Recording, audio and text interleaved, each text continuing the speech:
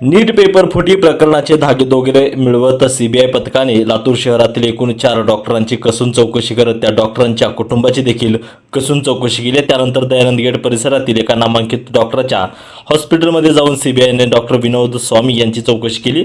सीबीआयच्या तपासात डॉक्टर स्वामी यांनी नीट पेपर फुटी प्रकरणातील काही महत्त्वाचे कागदपत्रे, फुटलेल्या पेपर नोट्स रद्दीत विकले असल्याची माहिती समोर आल्यानंतर खाडगाव रोड परिसरातील एका रद्दीवाल्याला बोलवून त्याची चौकशी देखील सीबीआय पथकाने केली। मात्र आवश्यक कागदपत्रे सीबीआयच्या हाती न लागल्याने पुन्हा सीबीआय लातूरातील 50 रद्दीवाल्यांची चौकशी करणार असल्याची माहिती सूत्रांकडून मिळाली। आता सीबीआयच्या रडारवर रद्दीवाले देखील आहेत, तर ते याबाबतच आढावा घेतला आमचे प्रतिनिधी नितीन बनसोडे यांनी।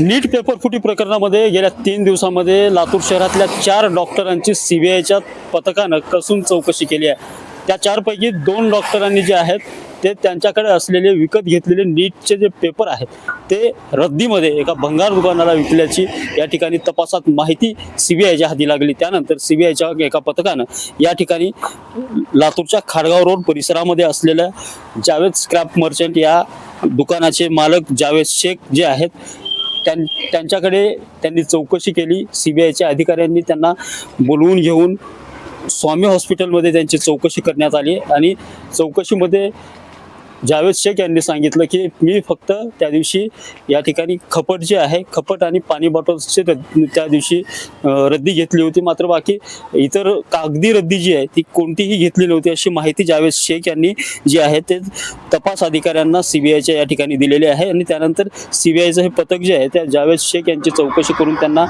अद्याप सोडून दिलेलं आहे। मात्र या प्रकरणानंतर आतापर्यंत त्या नोट्स किंवा ते पेपर जे आहेत ते नीट पेपर फुटी प्रकरणातले जे पेपर्स आहेत ते आतापर्यंत सीबीआयच्या हाताला लागले नाहीत। त्यामुळे सीबीआयच्या रडारावर आता कुठे ना कुठे रद्दीवाले आणि भंगारवाले या ठिकाणी आलेले आहेत। त्यामुळे कुठे ना कुठे सीबीआय आता या प्रकरणामध्ये लातूर शहरातल्या 50 रद्दीच्या दुकानांची आणि त्यांच्या मालकांची चौकशी करणार असल्याचं तपासातून किंवा सूत्रांनी दिलेल्या माहितीनुसार या ठिकाणी समोर येत आहे। त्यामुळे लातूरातले 50 जे रद्दीवाले आणि भंगारवाले आहेत ते आता सीबीआयच्या रडारावर आले आहेत। कॅमेरामन सुनील गवळीसह नितीन बनसोडे, एकमत डिजिटल, लातूर।